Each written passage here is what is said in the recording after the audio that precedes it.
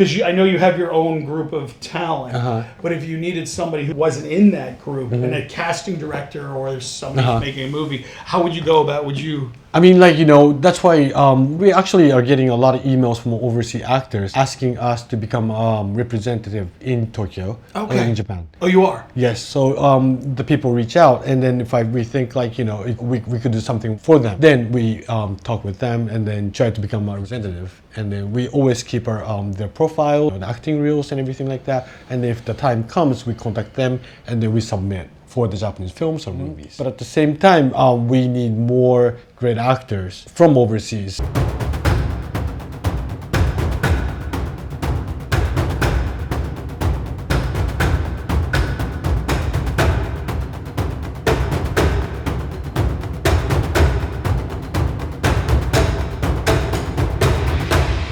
Thank you so much for having us. I think everybody's going to be a little blown away because I did one in LA from Miami, but now this is not LA. Where are you right now? We are in Tokyo. Right? I actually can't tell you the prefecture, which is what I've learned is the town or the area, but I know we're in Tokyo. And thank you for doing this. No. I appreciate it. Very much so I'm learning. I take my shoes off. Yes, okay. Right. Taking our shoes off. Japanese style, right? Just I am 100%. I'm the student. I'm learning from you. Right. Do I go in? Are you going first? Who goes in first? No, you go first. I go first. And then you go to. Where do I go to? Down there. Yep. Okay. Now, how do I sit on these? Usually, if you don't have this thing, then you can sit like this. But for now, we can just sit like. Oh, good. normal. Okay, because I was going to say my knees, because we're going to be here for at least a half hour. And I'm like, all right. We did it. Japan. We've enlisted camera people from all around U.S. First off, guys, thank you so much for watching. This one is my favorite, and I'm not just saying that because I'm here with Yosuke. It's because we're on the other side of the world, and we're going to hit so much information that very few people know.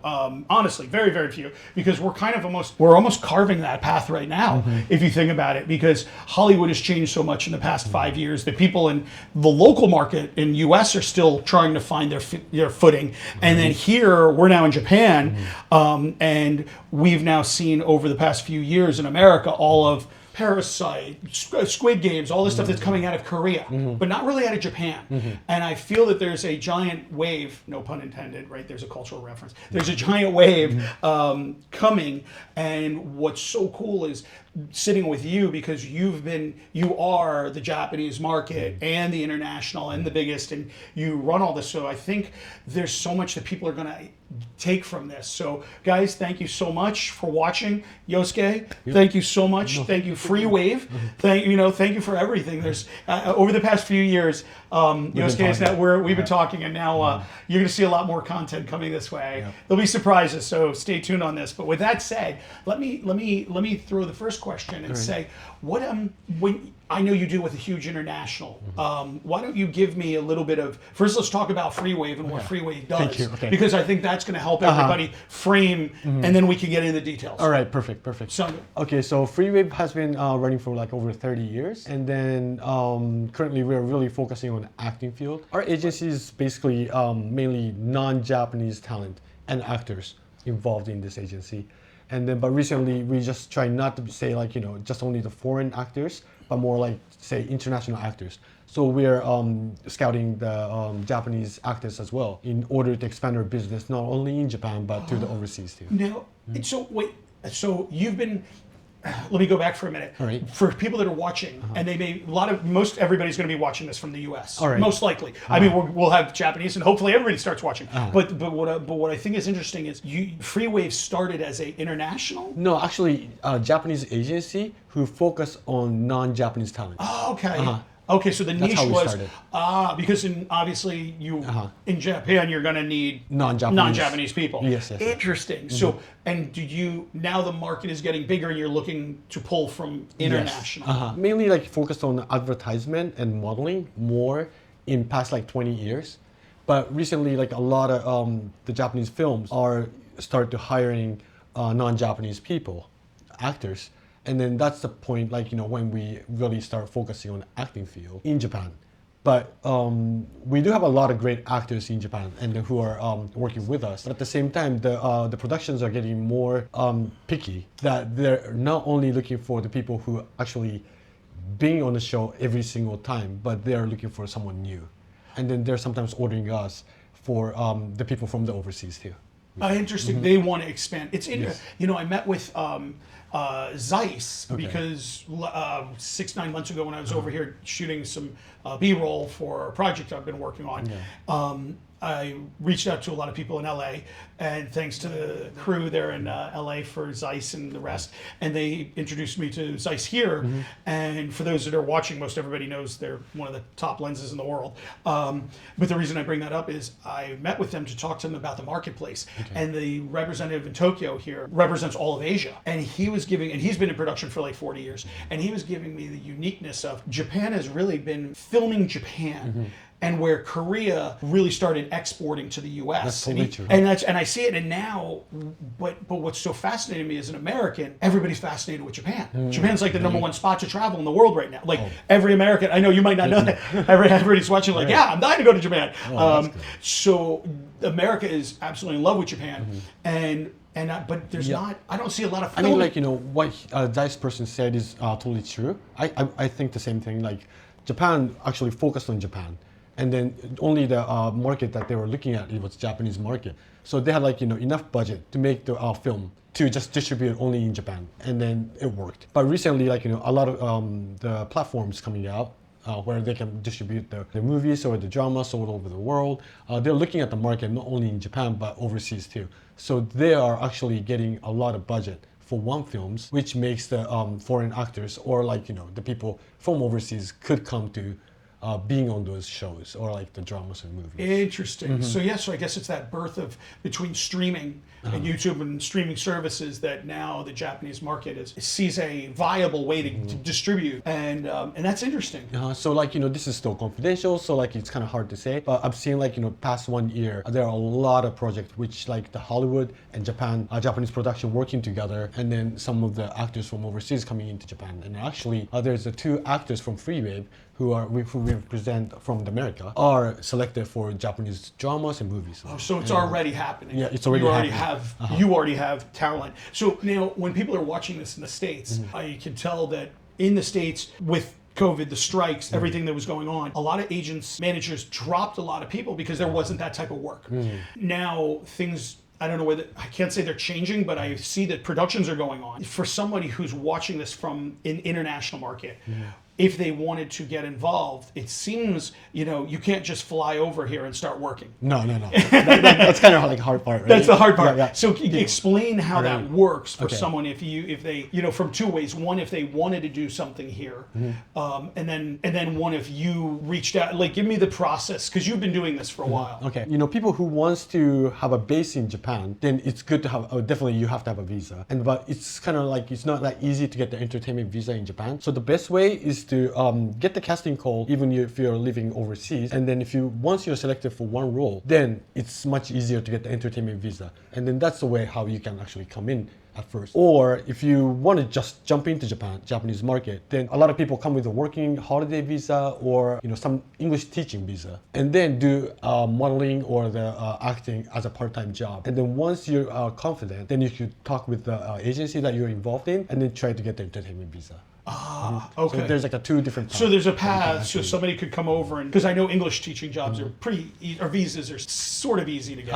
A lot easier to get than an entertainment visa, or just come here and just knock on doors. Because there's probably, I was going to say, there's not a lot of competition in the international market, is there, for you? Not much. I was going to say, yeah, because you guys have that brand, so, which is great, because then you, hopefully everybody who's watching, I'm scared to say this because you might get too many emails, but we'll figure out. We'll let you know if we'll put it in the bottom, or I'll wind up cutting this. I have to delete this. We'll discuss later. But they could reach out, and then how would someone know that you are looking for a specific talent? Is there a way that you communicate now? How do you go about trying to find that? You know what I'm saying? Like, because I know you have your own group of talent, but if you needed somebody who wasn't in that group, and a casting director or somebody who's making a movie, how would you go about? Would you? I mean, like, you know, that's why we actually are getting a lot of emails from overseas actors asking us to become representative in Tokyo and in Japan. Oh, you are? Yes. So the people reach out, and then if we think, like, you know, we could do something for them, then we talk with them and then try to become a representative. And then we always keep our their profiles and, like, you know, the acting reels and everything like that. that. And if the time comes, we contact them and then we submit for the Japanese films or movie. But at the same time, we need more great actors from overseas. So of course, like, if you guys can reach out to Freewave, Right. then we're definitely gonna consider becoming a representative. Yes. So you're looking for better quality, Or the different type of people. different, as opposed to people who are learning or just like, oh, I want to go to Japan to act. It's not. This is no right. Thank you. Yeah, like don't start sending you emails. Get established, and then think about growing in the market. Interesting. What are you seeing in the market? Because you have, I don't know if you want to say, but I know you're dealing with thousands of jobs a year, so you have a good view of everything. What do you see coming, or trends or things that you kind of feel? I mean, like, Japan was so unique. I hear like a lot of European or even the Middle East or like America, they collaborate with each other, like, with the different countries, and then they make the films together. But Japan was like very like Galapagos, like, Japanese people makes their own films in Japan by themselves for them. Okay, right. That was like that. That But it's totally changing. Right. And then, I've been talking with the producers or like, some of the very famous director, and then they know that's coming. And then they are willing to work internationally. So they're, the big production of the directors, they're already talking with the foreign productions and then try to get the actors from overseas as well. So that's the point where we come in and then propose them like, the great actors that we have. And then there will be a chance for the foreign actors to be on the Japanese films or the dramas. Interesting. I'm sorry, I didn't mean to cut you off. Is there a different style, would you say, of acting and different for the let's say the Japanese market versus an international market? Would you say, because you've been on enough movie sets and worked with directors, is there something that it's different? Is it? You mean like, work-wise, like, how the shooting goes and everything like that? Anything, any point, yeah. I think like, the shooting styles are almost the same. Of course, like, each directors or the production have a uniqueness for each, way of doing the shooting. There are a lot of Japanese productions. Yeah. The projects are going on from here on too, and then dramas, movies, etc. And then the condition varies too. Right. The guarantees and everything. So in Japan, like, it's kind of unique that sometimes the same actor gets the highest guarantee, but the next film, they get the lower guarantee. Okay. The condition varies each time. Really? It's But based on as long film. as like, the actor accepts it, then It doesn't- they'll be on the show. And then also we do the negotiation too. But it's just like, we do very flexibly because we want the actors to get as much jobs as possible. Right. So we do negotiate, but we try to be as flexible as possible too, in order to match the actor from Freewave and the production to be happy too. That makes sense. Yeah. I mean, I think that's almost acting as an agent and a manager, because in reality, that's what it should be. Okay. I'm not going to say that's what happens all the time, but that's how it should be. Okay. And then the difference of one of the uniqueness of Japanese agency is that we don't do only just the agent job, like, just getting the job done, getting the job for the actors. But after they get the job, of course, like, some of the actors don't speak Japanese, or like, they don't know sometimes the Japanese culture too. So we do the management job too. So we sometimes help them read the script together, understanding what the scene is like, and then if they have to speak in Japanese, then we'll practice together how they can actually say it in Japanese too. And then we go to set, and then not always, but we try to go to set together and then help them translate, and then talk, try to be a bridge between the production and the actors at the shooting place too. That's great. That's a huge benefit, because a lot of people, like you said, they may get cast and not a lot of people speak Japanese. Internet. I mean, yes, where but I mean, it's a hard language. And then also like the director doesn't give you like the direct direction, more like kind of kind of way of saying it, and then we try to adopt like what he's trying to say or she's trying to say, and then we kind of like twist it and then tell the actors what you have to do. So you got it right, because the directors are giving you Japanese director action, but you go, wait, in America or Western, this is how they would say it. So in you're order a bridge. to get the actual acting that's director is looking for. That's what he's looking for. That's very interesting. Yeah. So there's a lot of cultural nuances that I think people, they're going to be. What do you think is the biggest thing working with actors that you've seen? What's their hardest challenge coming here? I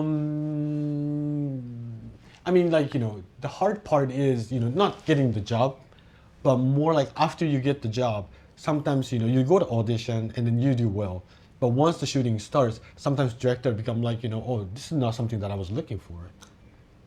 Because, just only seeing the one scene is not enough, because the Japanese people have their own image of the foreign actors. And then, of course, they have like very experienced actors working with the overseas, the directors who are, have experience working with the foreign actors. Then they understand how they're gonna act and stuff more. But some of the Japanese directors who never worked with the foreign actors before, they have their own image. And then when they come into the shooting place and on set, they do something different than what the director had an image on. Oh, so that kind of gap actually happens. That happens.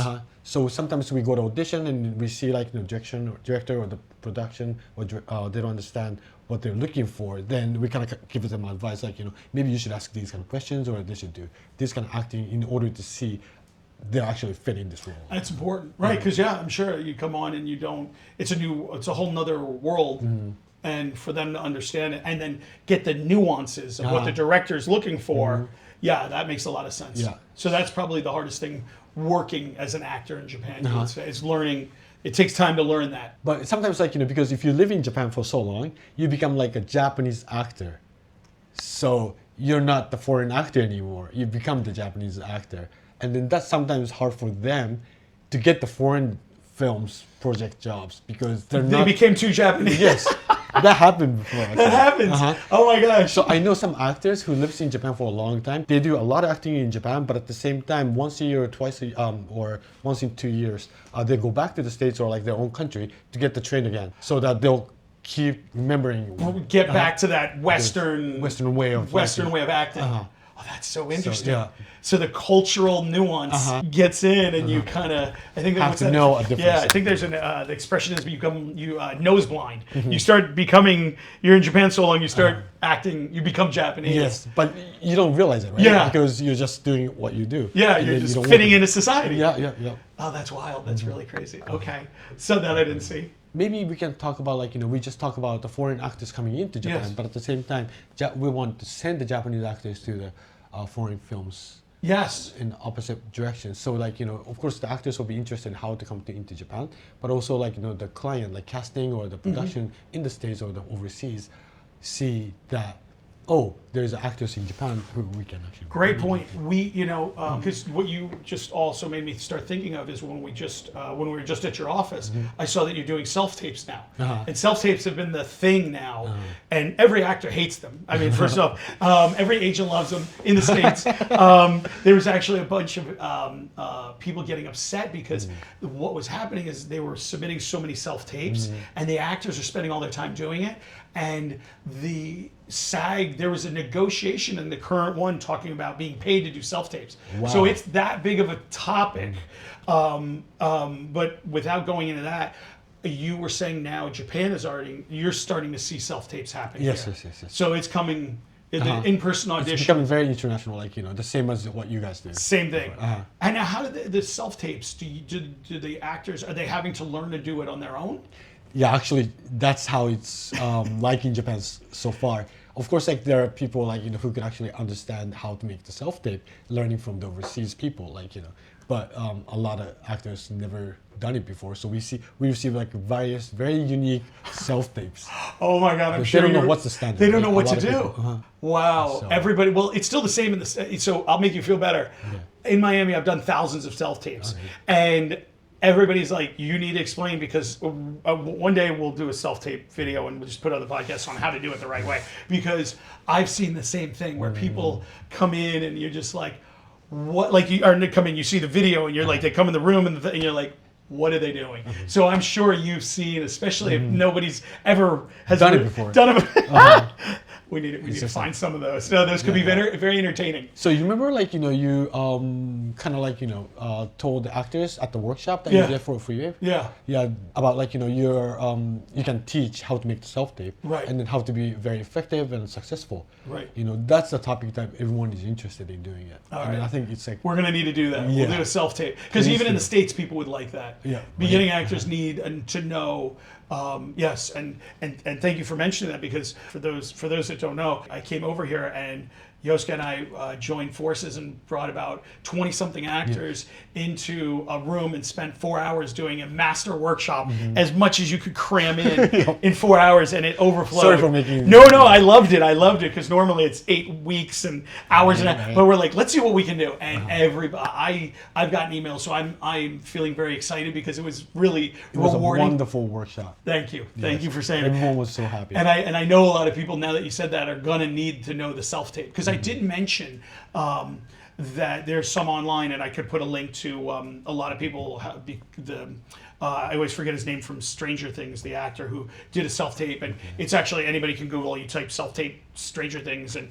he'll probably come up. He's the young actor, and he had a jacket, and he did a great job. Yeah. Montgomery, yes, Montgomery. He did a self-tape, and everybody references it because he didn't go overboard. Like, there's a fine line. Like, if you're in a bar scene, you don't need to go to a bar and shoot the scene. Like, you don't need that. But you also, there's a little bit, and sometimes people bring props in, and the props are distracting. And so the theory of a self-tape is, it should never be distracting. It should never take away from the performance. It should be 100% you. I need to see you. And so people then use these crutches where they're like, let me bring in this prop. Let me bring in a dog. Let me hold my phone in front of my face. And everybody's like, what are you doing? But they don't know.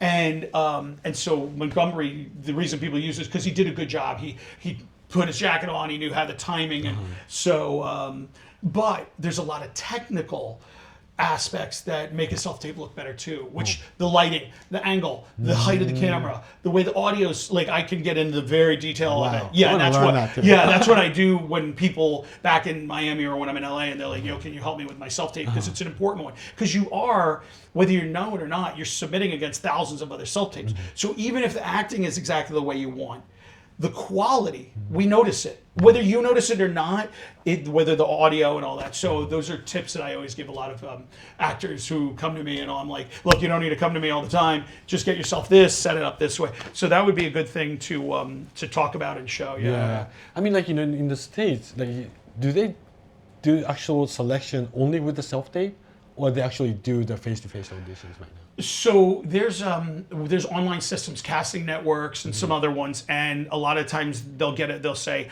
I'm looking for a bald guy, middle-aged, with a blue goatee.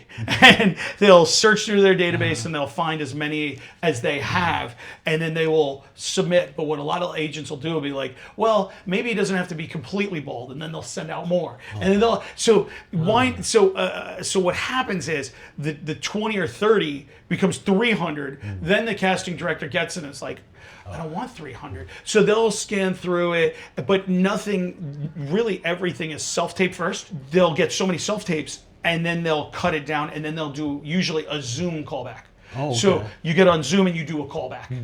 And then if they like you, sometimes you'll get cast a lot of times right on Zoom, which is crazy to me, because I want to know, I want to see the person sitting across from me. But that can be my reason of why the past 5 years or longer, so few good things have been made. I said that, not you, but that's me saying. The reason is they're literally, there's an expression we call it look and book. How you look is how you book. Oh, okay. It's not about skill. They'll pick a few very skillful actors, but then it's just a matter of how do you look, you're booked. Which I can't stand. I think it takes, as an actor and someone who, it's like there's, you do get some really great projects and they really spend time, but unfortunately a lot of it I feel like has gone that way. And because like in Japan, like, a lot of foreign actors are happy being in Japan. One of the things that Japan still do the face-to-face audition, like in-person auditions. So of course, like, you have to make the self-tape, but once you're like past the self-tape audition, then they're actually called to the in-person audition. And then you can actually still meet with the directors. And in front of the director, you can actually act. And then that's something the actors really want to do. I was just about to say, every actor says, that's what I want to do. No, they do. That's their lifeblood. Because and then the director can see it and make modifications and tweaks. And that's where I feel that we've become, like I said, that's why I think Japan has a huge advantage for actors. Because, like I said, there's by relying so much on self-tape and Zoom and all that, something is lost. I don't care what you say. Something is lost. And with that, I was just watching the other day. I don't know. A lot of people don't know. Just only a few weeks ago, YouTube is demonetizing all AI. So if you're doing AI content on YouTube, they're demonetizing it. They don't want it. So how crazy is that statement? Here we are. Everybody was worried about AI. Everybody was freaking about AI. And now the company, one of the biggest tech AI companies, Alphabet, Google, who owns YouTube, YouTube saying we don't want AI. So that's a really interesting dynamic that's happening right now in the market. And I feel that that's going to be a real game changer because everybody is, I think, anyway, I have a lot of thoughts on that. That we don't have enough time for that, and that's not part of this podcast. But going back to it, so like you said, actors that really want to act, and that leads me into, I think Japan is an incredible place to be able to film making projects. So it doesn't have to be like you said. Yes, Freewave, you have all these foreign but now international talent. People can come to you. You can represent. But I think a lot of people are looking at doing international content. You see it all the time.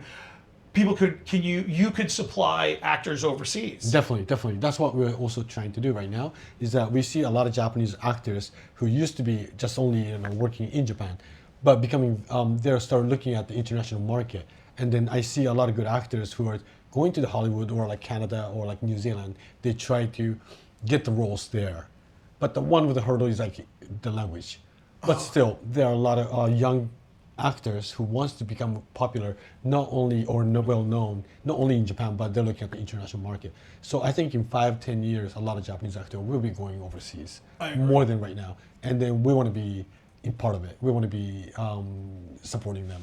So that's something that we'll start doing. And then we have a Japanese actors actually interested in and then joining Freewave right now. Oh, that's great, because they know that that's exactly it. I guess I would say you hit your ceiling, but like you said, if Japan has been, all the Japanese actors and doing all the stuff in Japan, they want to grow. Yeah. So I think that's really a great opportunity. So anybody who's watching should know that if you're looking at doing something in LA or Miami or wherever in the world, you can reach Freewave to get talent from Japan. And I noticed it's not just traditional Japanese, you have everything, it seems like you have a big representation. Yes, we have about, the registration base, we have 3,000 talents and actors and musicians, dancers, all different type of entertainment people.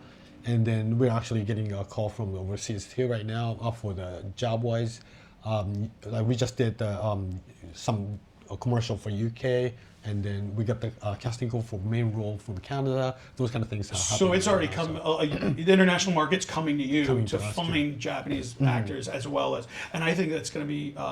That's definitely the future. You can see it growing dramatically. And then also, like as you mentioned, Japan is a good place for the shooting as well, right? Oh yeah. Right now. So a lot of American productions are try to work with the Japanese production, and then they actually shoot in Tokyo. So they ask for the actors who lives in Japan or Tokyo who is non-Japanese to be on it. So those kind of opportunities are also getting for them too. Well, the Japan is such a beautiful country, and it's funny because when I started looking, and that's kind of how we got here. I was looking at different locations, and I was talking with a DP, and we were having a conversation. She's like, "So you want to shoot in Tokyo?" I go, "No." She looked at me like, "What? You don't want to shoot in Tokyo? Everyone wants to shoot." I'm like, Japan is so big. It has so many beautiful places. I want to go outside Tokyo. I want to film. And she was like, "Oh, that's so wonderful." So it's funny you say that, because it seems that from talking to people, everybody just thinks Tokyo. It's like New York, right? I'm a New Yorker. I grew up in New York. Everybody's like, "Oh, let's shoot in Times Square." You're like, how many times have you seen that? Can't we pick some, but it's like, so I think it's cool that you having an agency in Japan that is as big as your agency, you probably could tell a lot of different places. Yeah, I think so too. I mean, there's a one company from UK contacted us, and then they said they're looking for the shooting place for the influencers, and then we need advice. And then we actually talked with the influencer, and then they actually gave them the advice, and then it turned out they can actually shoot in the right places, and then those are the things we actually do too. Oh, that's great. So I don't know, we do everything, whatever the clients or the actors are looking for, and then as long as like the clients and the actors are happy, and then that's the job that we should do. You know? Right, you're making everybody happy. Yeah, that's the job. It's a hard job. But you just said something that made me think, because you also said the influencers, and you look at what's going on, and like Mr. Beast, who is now doing major productions with Netflix and all that. I know a lot of influencers. I deal with a lot of influencers, big ones, and it is within their, I can say this, it is within their budget to come to Japan and film. So, but I think they're not scared, but they don't know how to approach it. So if somebody's got a budget, they want to produce something, they could reach out to you guys. Definitely. So that's a big market for international influencers, because they will do it the right way. Yeah, I mean, like, if they're bringing a big influencers to Tokyo or like to Japan, then they want to, of course, the clients wants to make sure they will make the great video, right? Or the photos. But if they don't know the right places, then they actually cannot do it. So we can actually support them to minimize that risk, right? Right. Yeah. That's what I was just thinking, because there's a lot of influencers that are now, like I said, like Mr. Beast, they're spending tens of millions of dollars or more for one little video. So they come here, tens of millions of dollars goes very far here. Right? You can film a lot of projects for tens of millions of dollars here. And or for a lot less, you could do some incredible independent films, which is what I'm fascinated with. Definitely. We're getting a lot of casting call for the independent films recently, and then we have like a very close friend, like the casting, who work internationally, and then they're the one who is giving us the independent films offer. So I see that independent film is actually becoming more and more big thing. That's great.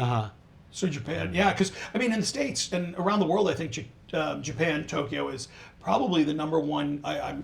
I'm going to state something that I think is accurate, but I know it's in the top. But it's I think the number one travel destination everybody wants to come to. It's right now, right now it's so it's crazy not to have content, international content being made, because everybody wants to come here. So I think it'd be interesting to do. So you're going to say something? No, Sorry. no. I keep interrupting you. You're not. But I just wanted to say, like, as a Freewave, our company is really trying to become the hub in Asia for world entertainment, and then whatever we can do, we're just gonna do it, And then I hope like I can visit States. Oh, you're coming. I'm trying. This year, I'm taking you. You're coming to the U.S. So, whoever is interested in meeting me. Oh, you're gonna. Please contact me. I'm open to meet. Careful, you're gonna get a bunch of. We're gonna take you to a few good agencies in L.A. and wherever you want to go. I think that's one of the things that just by you even saying that is such a different mentality, because in the States, a lot of the agents and managers, they don't want people submitting. It even says don't send your thing. Like it's you have to know somebody to get referred in. And I understand why that happened in the past, but now I think with all the content and everything, it's a beautiful thing that your agency and you guys are so receptive to working with people, and I think that's part of the culture that just makes it so wonderful. So maybe like in last, we can talk about a little bit about what we're gonna try to do. Like what we wanna do. I love that. So that's my favorite. My favorite subject is us. I mean, well, it's funny because what you just said about talking about what we're doing. The whole reason I started this podcast. Because God knows there's so many podcasts. Nobody really needs another podcast. But I felt like I'm in a very unique position where both of my kids have grown up in the industry. I've taught so many other actors. I've been on so many movie sets. I sit in so many different pieces in the industry that when COVID and the industry changed completely over the past 5 years in the US, I felt I was getting a lot of phone calls from a lot of people, actors and different things. And I was like, okay, I can't keep having these phone calls. And then I was like, okay, fine, I'll just put out a podcast. And that's how this started. Interesting. So it's interesting that it started as a information of what's going on in the industry with actors, with casting directors. I just had, just before we post this one, I had a big international acting coach or teacher who's in LA, Miami, international. Before that, I had John Levy. Thank you. So he's a famous name, super famous. I just literally had John Levy on my podcast, who his name is, West Wing. You name it, he's cast though. Every movie movie, ER, everything. He's cast it all. He just cast my kids in a movie. Anyway, but the reason I bring it up is I wanted to talk to him about how the industry is changing. So I started this as getting people who are all from every angle. But I never thought I'd be in Tokyo. I never thought if somebody told me I'd be sitting we call it sitting, kind of half sitting in Tokyo with you, I would have been like, what? But You never imagined that. not in a million, not in a million years. And our story of meeting, me reaching out to you, and because I fell in love with Japan, and I was like, I want to do some projects here, and I had no idea where to go. We started talking. Now here it is, almost 2 years later, and we just ran a workshop together with some of your top actors. They did great.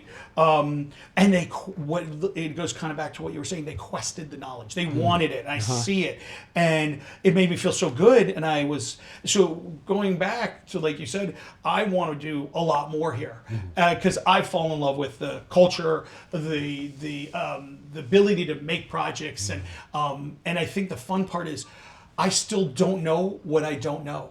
There's so much I still don't know. And I'm embracing it. Instead of running away from it, I don't know, because I know I have you where I can be like, hey, what are we going to do together? So We've been talking about that for a long time. Yeah. So now I know there's, so what are we doing? What should we tell everybody? The goal for us is to create the actual film or the dramas together, working with the Japanese and American or the international talents together, and then making great films, or absolutely together, and then just distribute that to the world. I think it's incredible, and that's that. But just you seeing that shows that I was using the example. I said A24 just because they're doing such great projects instead of the Hollywood. They're definitely Hollywood now. They're the top, really. But they still have that very. Independent feeling to them, and that's where I looked at when we were talking, and I've seen Freewave and how it's a big agency. You have this this talent pool, but you're seeing the international market. I think that, and I'm honored to come over and be working with you to be able to make some projects that are going to be that independent, showing U.S. Or I say U.S. international. Actors in Japan filming some really unique content, and I just think that it's gonna, and like you said, it just becomes vertically integrated. It's a whole ecosystem because production, casting, all this stuff. So I think it's cool. And we're still in the stage where we're trying to become an international agency, but still moving forward, if we have that goal of creating amazing film or the dramas together, and then this path is going to be something that's more meaningful for us too, same, and that's how I feel. It's they what do they say? You never really know something until you can teach it, and I feel it's the same thing. It's like we can, I can think I know all about movies and whatever, but when I'm in another country. There's a different style. There's going to be a different tone, and it's the same thing. So when you do it together, you learn so much. And that is going to be so valuable for your agency because you're also doing it. I always find that the most successful are the ones that are currently, instead of just talking about it or just staying in their little lane, they don't see all that. And that's why I'm so excited because it's going to be a lot of fun too. Let's do all the fun things. Let's it. And then okay, it's gonna be great. Anyways, I mentioned before, earlier that I can feel that a lot of productions overseas or the overseas actors too, they're very much interested in Japan, and then the people who are contacting us to become an agent in Tokyo are not just unknown extra people, but people who I actually know from the past movies or dramas, and then that's how much the people are interested in coming in. So I can see that if we continue doing this, I think Freewave is going to be a very unique international agency in the world, and then that's going to be helping us creating awesome film. Absolutely, absolutely. A friend of mine, actually, I filmed with him, but his podcast is now is Robert Peters, famous actor, been in a lot, dear friend of mine. When I told him I was coming over to work on the acting seminar with you, he was like, "Oh, I want to do that so much." So I think there's a lot. Yeah, there's a lot of big Hollywood actors, as we, I use that as air quotes, but a lot of names that would come over here and work. They just they don't know how. They don't, and now they know. Now they'll know, or they'll see stuff, and that's why I think even us doing some of these, independent film projects that are very good and putting them in the festivals, people will around the world be like, "Oh, it's a Japanese collaboration with the international." Like people will be like, "Oh," and that's going to make them, because if people don't see it, they don't think about it. They don't know they can do it. Sure. So I'm excited to do it with you because I'm excited. I think it's fun. Let's do this podcast like a year later or something. Oh yeah, and then see how what we right. So I did one of these. I did. Oh, it's funny you say this. This is what did as all the young kids say. I brought receipts, right? I mean, I brought all the proof. They say I bring receipts. Or they brought a friend of mine wanted to do a movie. Was sure he was going to raise a bunch of money. I told him, listen, you don't need to do it with that much, blah, blah, blah. I'm making it short. Sure enough, I had him on the podcast later, and he talked about how, yes, I made the movie for the lower budget, and we did it right, and now it's won. And so I have to have him back on, because the movie now is out. Wow. It's winning a bunch of awards. It's being picked up everywhere. And I told him, you don't need 3 million or 4 million. You could do it for a few 100,000 or whatever the number. They don't like to talk about their numbers, but it's whatever SAG's maximum and whatever. And he and now the movie's done so incredibly well. So it's I always say that it's not about, it's about the people. It's about, you get older and you realize it's not about the money. It's not about the special effects. It's about the team and the people. And that goes back to the acting and the content. And that's why when you find that energy, it's so we definitely we will, because we have to prove that. In a year, how much we progressed. Oh boy, guys, it's all here on film. It's all on cameras. I'm gonna shake your hand on that and say, all right, in a year from now, guys, we better have something with a link below that you can look at and prove that we actually did it. Yep. That's it. There's nothing better than putting it on film. And then I already have, I told you, there are several projects that I'm involved in, which will be, I think, something that I can talk about. Oh, you'll be able to talk about them then. So there you go. So stay tuned for this, because part 2 of this podcast next year is going to get exciting. Yeah, and then you make sure you're in Tokyo at that time. Oh yeah. Oh yeah. Should have here again. Oh, and we're gonna. Oh yeah, we're coming. Maybe do a different. These floors are. I love them but my leg. I can't feel this leg. This leg is going numb. Oh yeah, I can't. I'm gonna fall. I thank God I don't have far to fall. I just kind of tip over. There, straighten the leg out. Oh my God. Oh, okay. Yosuke, thank you. Arigato gozaimasu. Arigato gozaimasu. Did I do it? Did I say close? You said perfect. I said it. Oh my God, Jay, I said it perfectly. I get yelled at if I don't pronounce it. So thank you very much, everybody. Thank you guys for making it to the end of this podcast. Obviously, Yosuke's number, Freewave, all that is below. Just scroll up and you'll see it. And feel free to reach out, but do so respectfully. And that's it. Thanks for watching. Thank you. See you again. Yeah. Oh, that was great. Sure. Oh, I think it was perfect. What'd you so guys, Jade? You guys, well, you're my audience. You're the first audience. You're the perfect audience. I know. I was locked in. This conversation was super relevant. Was it? Yeah. Really? It was really, really interesting. Okay, good. You were like preaching to the choir. I was like, oh wow. Oh really? This is like. You would watch this podcast. Yeah. It was stuff that